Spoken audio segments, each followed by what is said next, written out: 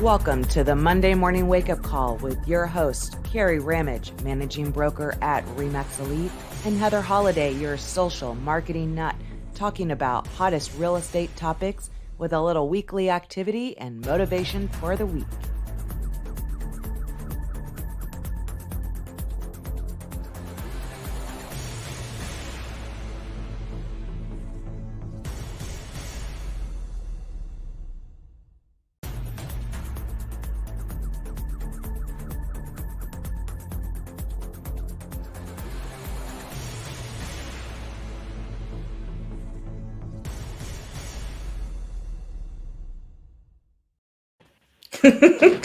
Well, good morning.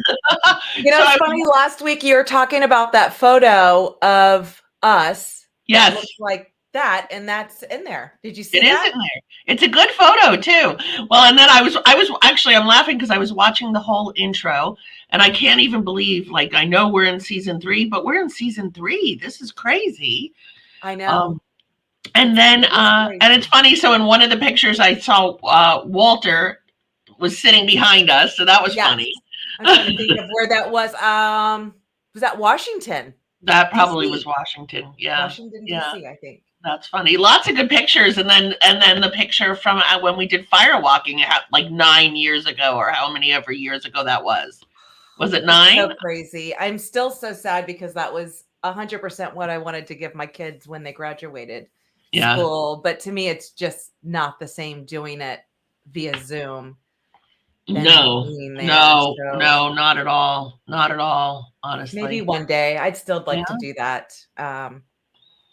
Who knows? Eventually we'll kind of get back to normal.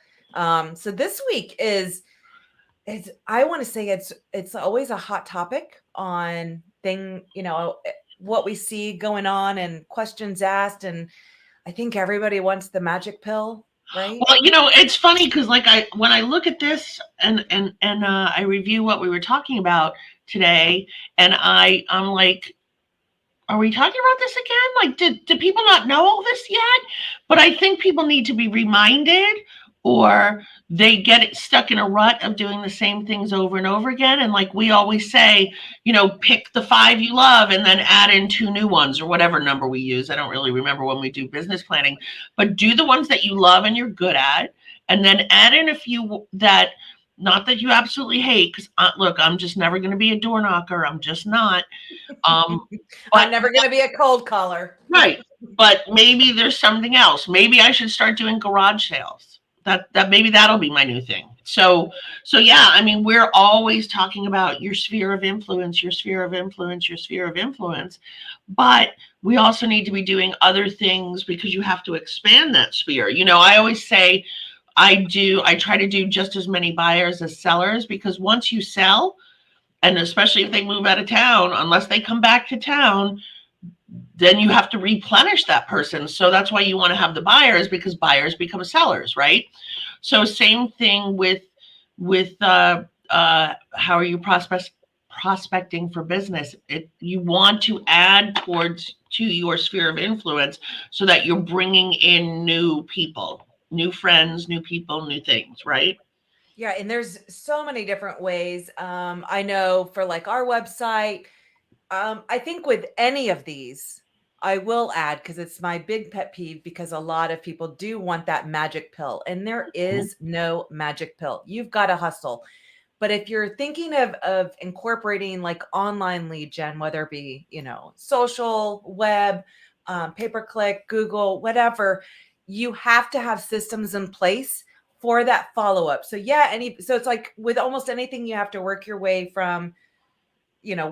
backwards. So that's the same thing when somebody's looking to create a drip. It's like, first thing we have to do is create the content, and then we can create that drip. But you have to work your way backwards, and you have to have systems in place for that follow-up. Otherwise, you're just throwing money.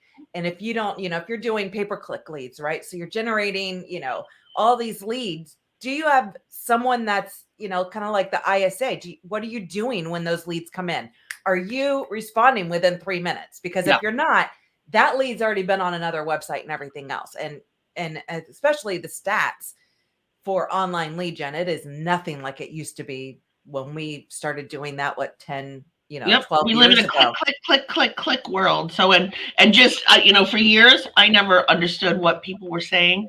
I always thought they were saying paper, like paper click, Like a but it's pay per click. pay. Yeah, but it's pay per click.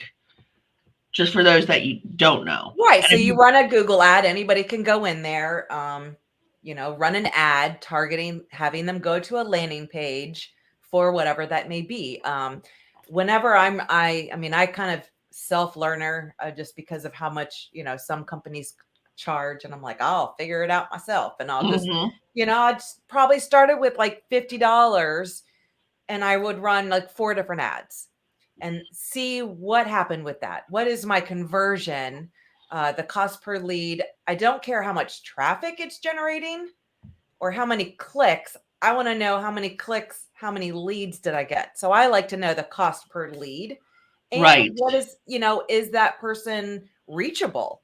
right, Maybe they just clicked it. You have the neighbors, looky loos, just clicking it because they want to see the pretty photos. Well, that doesn't right, mean anything to me. I want to make sure that my ad is really portraying what they're going to that site for. Why would they create an account and need a follow-up system for when those leads come in? I mean, that's probably my biggest tip if you're going to run any sort of online lead or have any, if that's part of your pillars to your business and what you're going to do in running different ads or systems for that fact. I mean, this stuff isn't cheap. So you have to have systems in place, people in place, automatic things that go out. There's so many different ways that you can help cultivate that. But I'm not a cold caller. So if I get a lead, I am not calling that person. So yep, obviously online leads would not be for me at yep, all. Like yep, I mean, and so you have to consider that it's not a magic pill. And a lot of times we would have people like, well, how many leads does that generate? And I need something because I don't have anything on the books this month. It's like that is, I mean, when we run the stats of our leads, I mean, yes, they get a ton, but when I can run and see how long they've been in our system, I mean, it was like 2 to 3 years of them wow, being in the system before they actually closed on a property. So right, that's 2 or 3 years. Somebody is, emailing, texting, they're, just making sure that, I mean, because they're probably on 5 other websites as well. So it's the person right, that has that follow up system that can create that relationship. And that's where I love bomb, drip campaigns because you can create videos for someone generates, a lead is generated, an immediate email is sent out through bomb with you in there saying, hey, thanks for visiting my website. If you have any questions, my information's below.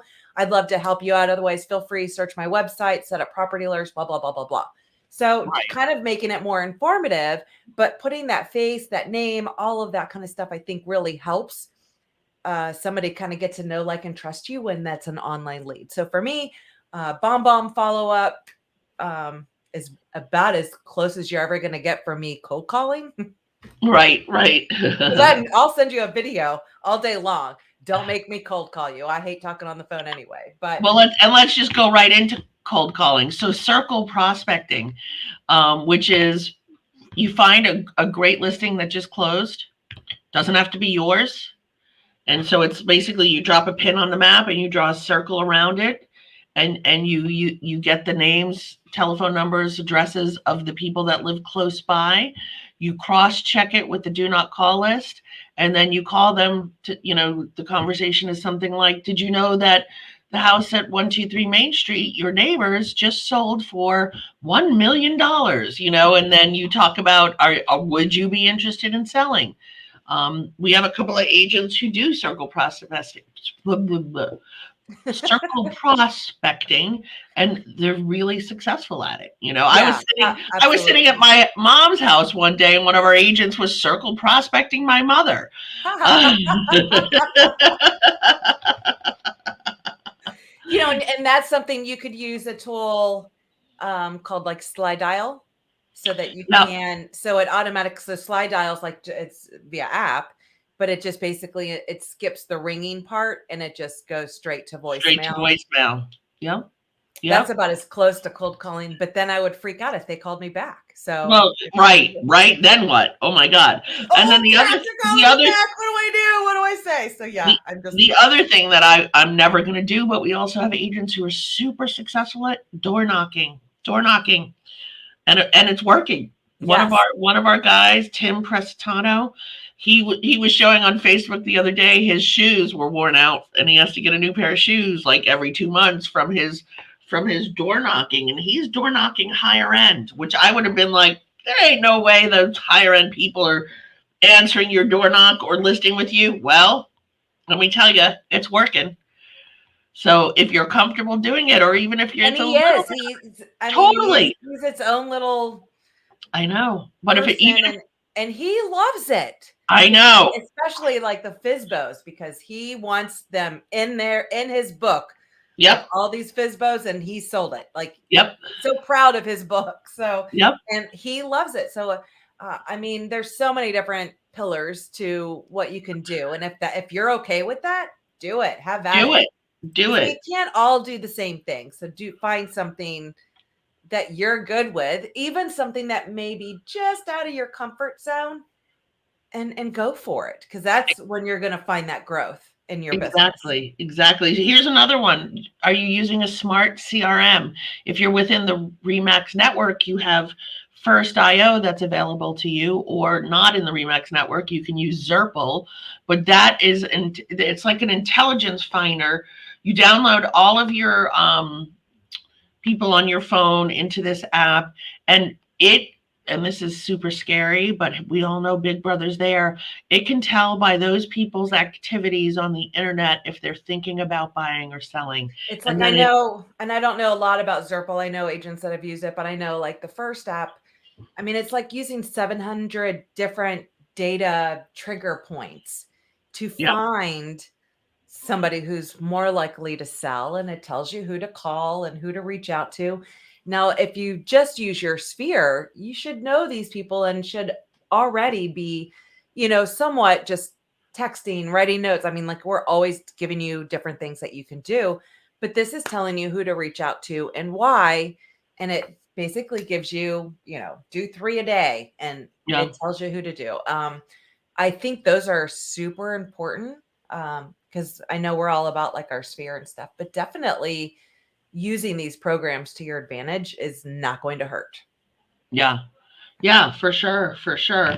I mentioned earlier garage sales. We've had several people that are successful with that.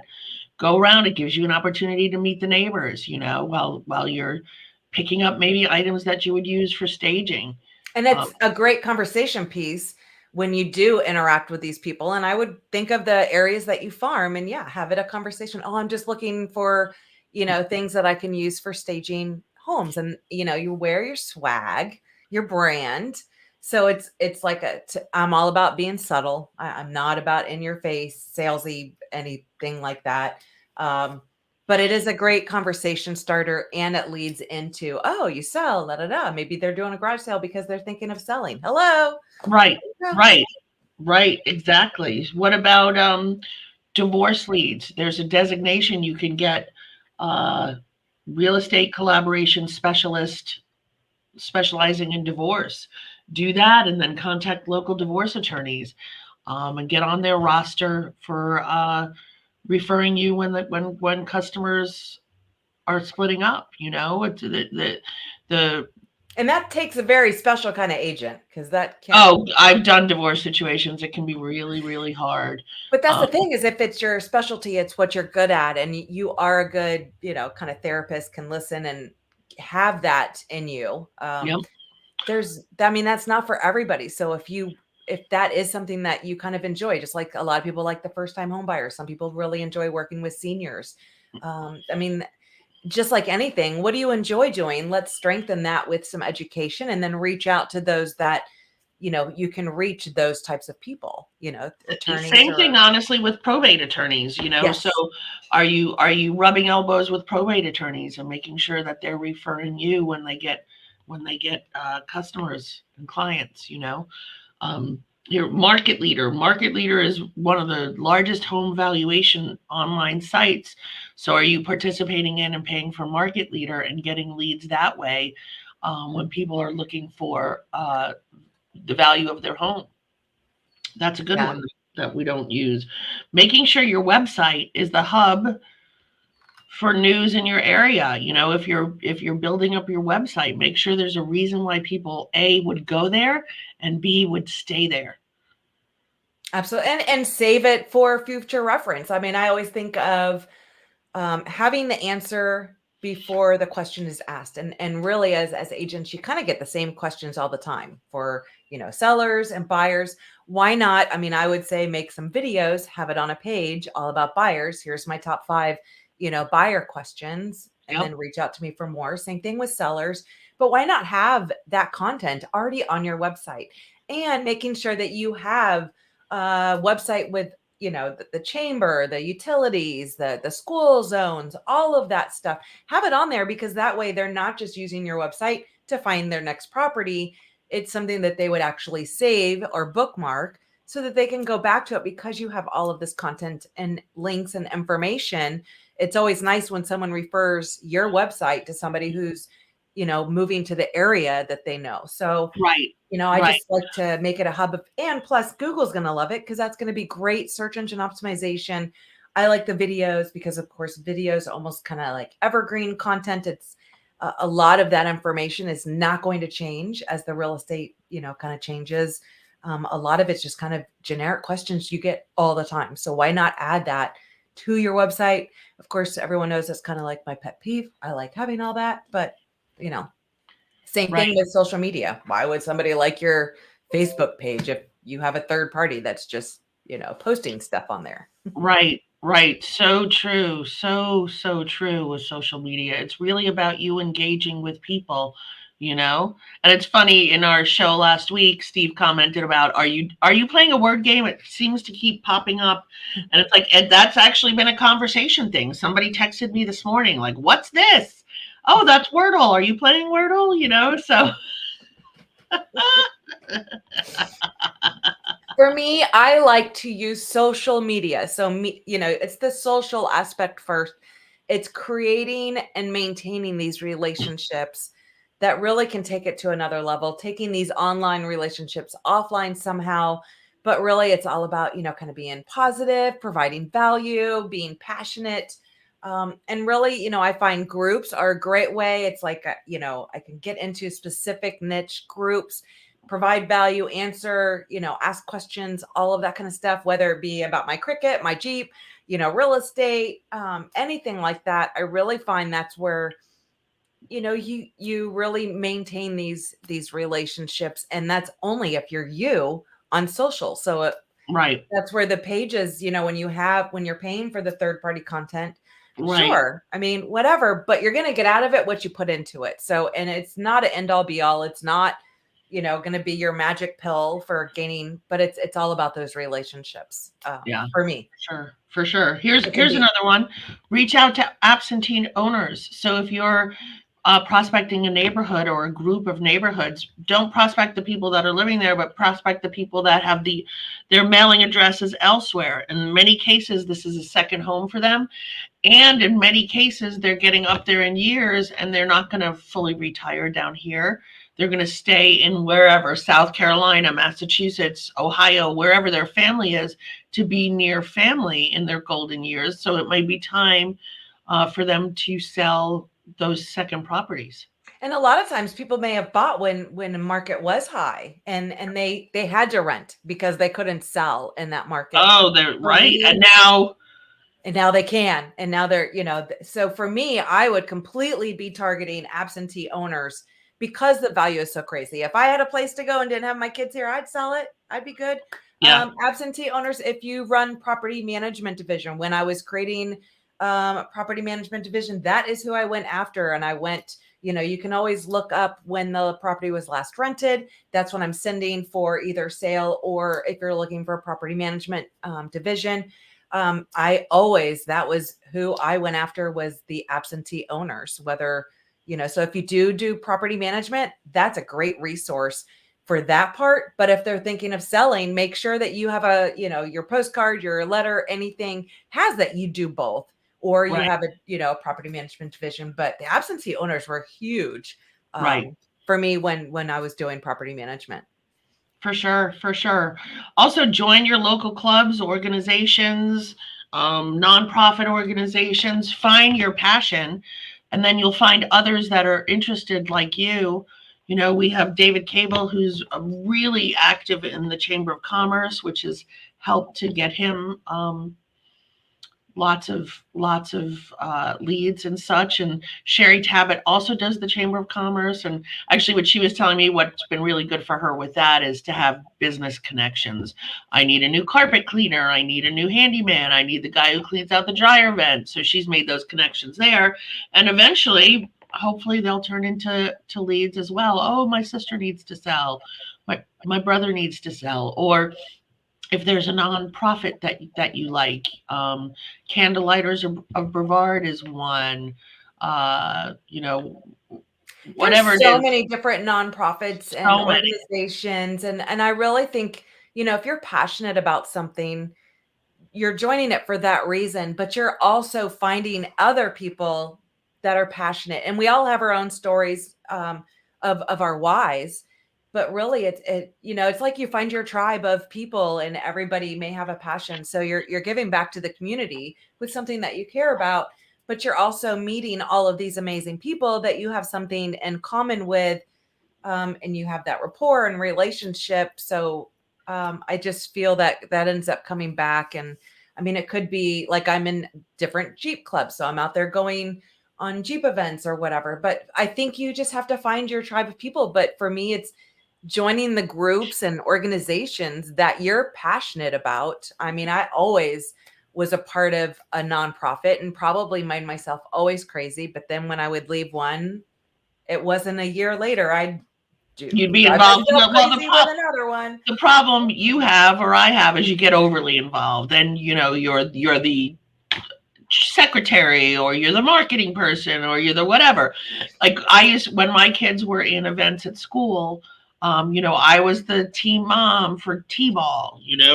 That Yep. way I got to send emails to the entire roster with my email signature that showed I was an agent. And me, it's like going to the cheerleading and football practice. I always had my swag on. I mean, Yeah. so it was like, oh, but I cannot tell you how many referrals I got from being the team mom for cheerleaders and football and stuff like that. I mean, it just because people associated me with the balloon just because of my shirts or whatever that I'm Right. coming from work for. So it's not like I'm out there saying I sell real estate, because I haven't, but they Right. still associate me with the balloon, and I'm happy to match make for a nice little referral fee. Right. Works for me, but it's, just finding your people and not being a secret agent, finding your tribe. And I mean, I think those are awesome. Some great stuff, whether it be Exactly. online or just See what else. your What else? sphere, different CRMs, absentee owners, garage sales. That's getting out in your farming area. That's putting the face in the name with all the different neighbors. I mean, to me, that's huge. If you live where you farm and you have an animal, go take it for a walk. Have Yep. conversations, like anything Exactly. to get belly to belly with people, Yep. right? Not, I guess you can't get belly to belly anymore, but you can get pretty close, I guess. That's what we always used to say. Finding That's ways to take the online offline and yeah. really just Well, it's funny. I was in one of those, national Facebook real estate groups, and someone asked, "Do you wear logo apparel out?" And it was amazing the response. Yes, every day. Yes, every day. Always wear something if that's what you're comfortable doing that has you that tells people what you do for a living. Because I promise you, they'll be stopping you at the grocery store, at the gas station, um, I mean, even wherever you your are. cups, anything like that. Just, Yeah. I mean, you could have a pop socket, you could have your Yep. cover. I mean, there's little subtle ways that you can do that. I'm all about the subtle because I'm not about screaming it in your face. But I mean, I do all Right. these videos and I can't point the right way, but I mean, there's just little things that I think that you can do to be able to brand yourself in a I'm not a salesy person. Right, coordinate right. that kind of stuff. Exactly, exactly. So yeah, that's a lot of good ideas on how you can be getting new customers and how you can be out there prospecting. Mega open houses, that's another good way. Not door knocking the house, the neighbors, and letting them know you're going to be doing an open house and inviting them, and maybe opening up an hour early, so that just for the neighbors to come. Yep. And that's not because you think they're going to buy the house. It's so that you can get them as a seller. Yes. And so that, yeah, so they can see what you do, and you can have those conversations, and face-to-face conversations, get to knowing them. I mean, there's so many different ways that we should be doing more of that for Yep, sure. exactly, exactly. So What's that's everything, right? I think that's everything on our website and the blog. We actually have links to a couple different articles that have even more stuff. We just kind of threw in probably the more popular ones, I think, that we hear about all the time, just to give you guys some ideas and not to overwhelm you with an hour and a half show of all of the different things. But Right. so what is our weekly activity?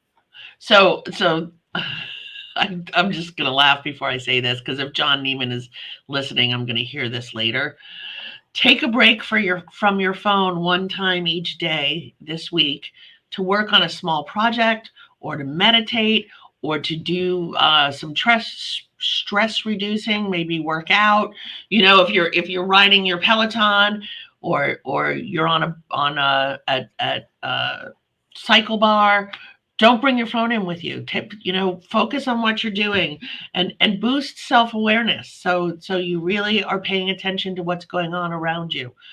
So take some time each day to put the phone down. I've been trying to do that. I've been trying to, when I come home, put the phone, my plug is in the bathroom, and put it in there for like an hour and recharge my phone and stay away from it. But Mhm. sometimes it's hard. We have become slaves to these. We've It's become crazy, slaves. right? Because I same thing when I'm doing a lot of like my physical therapy, there's parts where, I kind of have to sit, whether it be with the ice or, different things. And it's like I could have my phone, but I leave everything in the Jeep because I'm like, you know what? If I get on it, I'm going to start working because I'm going to see the emails, I'm going to see the messages I have, and I'm going to end up working. And I'm like, it's 30, no, it's an hour, 3 times a week. Just leave the phone and not work, while and really just take that time to just, for me, no working, I'm focusing on getting better and everything else. But it was harder than I thought. It's like Yeah. if I'm sitting there, I'm Yep. just used to having the phone to my face and Yep. working. So I leave the phone in the Jeep. If there's an emergency, call 911 Yep. because I'm taking That's a an good hour. idea. I mean, that's a good idea. Like yeah. I am trying to yeah, keep try and have it less. Just have it less. Because what Yes, and I end up on the weekends, I do that. So I'll usually, if we don't have anything planned, I'll work. So this weekend I worked, but I was up, 3:30, 4 o'clock in the morning. And then by like 1 or 2, and that's it. The phone is in the bedroom. I don't want to have anything to do with it. It well, can wait till Monday. I'm doing this Lee Brown class, and her suggestion is, like, on a Sunday, whether you either have an assistant or a child or a friend in real estate, and just put your phone away, and you can have that person reply to texts and just say, I'm sorry, so and so is not available today. I'll make sure she gets all of your messages tomorrow. Or swap phones with another agent. Maybe that agent gives you their phone on Saturday, and you give them your phone on Sunday, and have them respond for you. It was kind of interesting, but you'd have to have two phones. Like, you have to have a phone that's for your family, because if something happens with my mom, I want that phone call. But it's kind of like, take a day to yourself. You can be a successful agent. I'm lucky my kids know just to call dad if there's, if anything is, because they know my phone is never, it's on silent. I don't Right, even want vibrating. Like right. I don't need all that. It's just too distracting. So my kids know if his phone rings, and of course they have different ringtones. I'm like, oh, it's like your heart drops like that, but at least they know not to. So I don't usually worry about that too much. And I'm not like you having to sell real estate. I can Right. take a day off. Like I work enough as it is.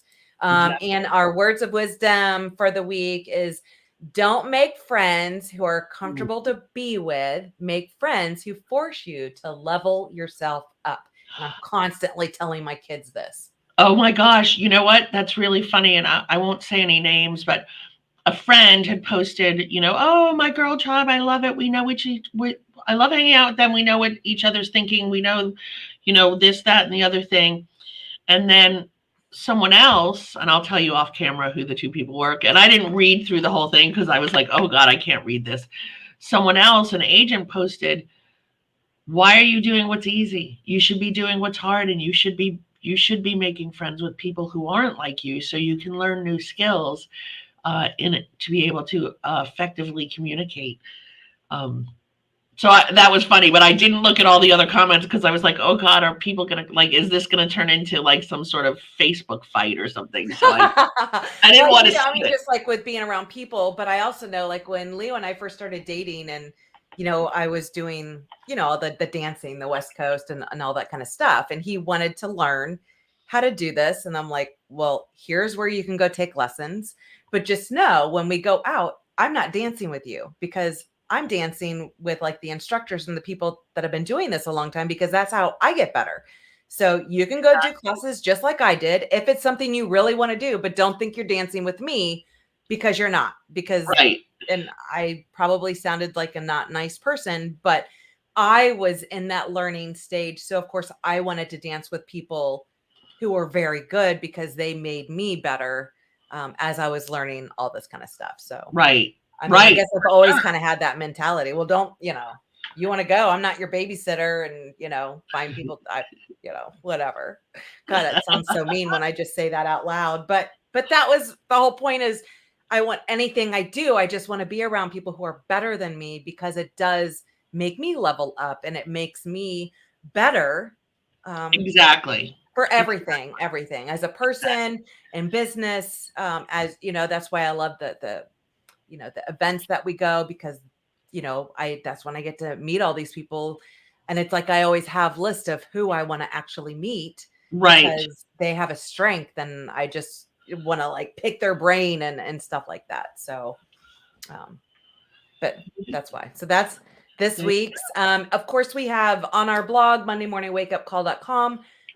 For this week, we have a couple different links to go into different articles. So make sure to check that out. And until next week, wake up, kick ass, and repeat. Bye, everyone.